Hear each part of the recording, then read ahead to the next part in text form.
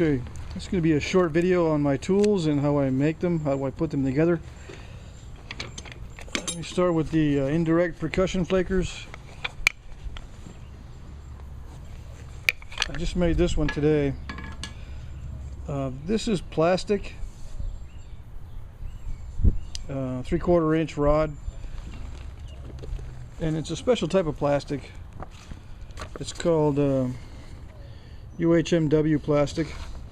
If you want to order some online, it goes by rod UHMW-PE white. It comes in different sizes, and you can get it from Granger or Amazon. I just checked Amazon today, and it looks like they've sold out of the 3/4 inch. But they might have it in different lengths. I just looked at one reference that had 12 inches in length. And all I do is I drill a hole in the end and insert a piece of copper wire.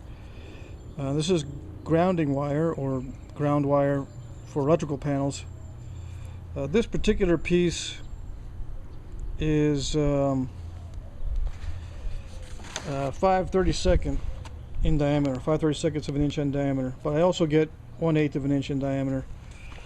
That they don't sell it in that dimension. There's a different classification for wiring, and I don't have that handy. I just gave you the measurements because you'll need to drill holes into the plastic in those sizes, 1/8 inch and 5/32. The 1/8 inch looks like this here. That's 1/8 of an inch. And I don't twist the wire or anything to harden it or pound it. I just drill a hole, insert it. The drill bit that I have is a little bit large. It's 11/64, which is a little bit large. So you can see I put a little piece of leather in there as I'm pounding it in to keep it tight. That's all I do. The holes do wear out, and also when I first drilled this one, I drilled it off center, so it was cracking on the side here from so much stress.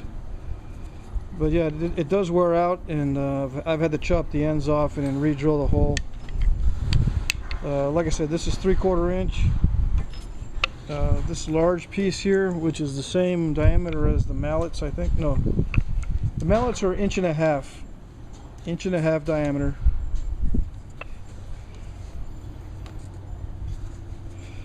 If I can write this, 1.5 inch. And this pressure flaker, this actually doubles as both a pressure flaker and an indirect percussion tool. This is 1.25 inch in diameter. I also buy 1/2 inch diameter, and this is a pressure flaking tool. I hardly ever use it, but I do have it in my toolkit. It does come in handy for very small points to dress up the edge. Now, in addition to copper, I have steel, and I've shown these before in a different video. These are just Walmart ice picks, and when you buy them, they're pretty long. And what I do is I'll cut the tip off, and I'll insert that piece of the tip into one of these plastic rods for a notcher when I do notching. And I just file this down to like a chisel type point, and they're all filed to a chisel like tip, and they double as notchers or pressure flakers. The ones that are more squared off are strictly for notching, but I do have this one that's kind of rounded off that I also use for pressure flaking to do the final edge work on the tips of my points and on the edges, and also for sharpening. And this one's just about worn out, but I've filed it down to use it as a notcher in case I need a lot of pressure in the beginning to make the notch. I've got that handy. I've just started using this one, and it works pretty good, but normally I just use these two. It only requires light pressure to do the dressing on the edge of the tools to sharpen them anyway. So And just have a regular file. I do dress up the tips on these when they get too flattened out, or the copper starts to mushroom. I'll just file back that mushroom shape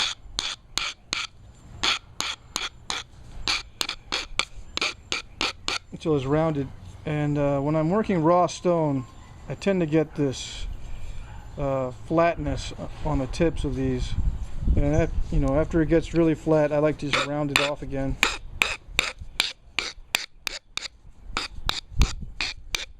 I find that with copper, when it's rounded, it grabs the edge a little bit better. I've not had any luck with flat copper pressure flakers or indirect percussion flakers. Antler is different. I have used flat tipped antlers. Okay, and then the other thing is I just have this to clip the wire, and that middle part right there is where I grab the wire and pull it out. These are in there pretty good. I forgot to mention, this is a 1/4 inch copper rod. So it's 3 sizes: 1/8 of an inch, 5/32, and 1/4 inch. And the diameter on this particular flaker is 1 inch even. So I basically have 4 different sizes of rods that I order.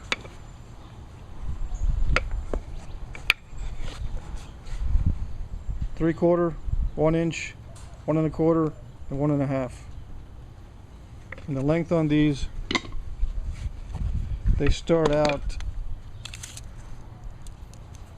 for the indirect percussion flakers at 1 foot, and the mallets are 6 inches.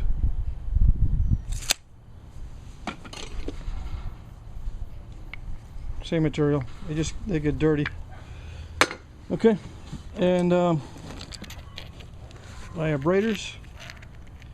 These are man-made. These are from grinding wheels, broken grinding wheels. And I also have an abrader made of granite, pink granite in this case. And I find granite works pretty good. It always stays rough, no matter how much you abrade it. It does get worn down and smooth, but it still remains rough enough to do a good job of abrading. And of course I can abrade using this notch in here too.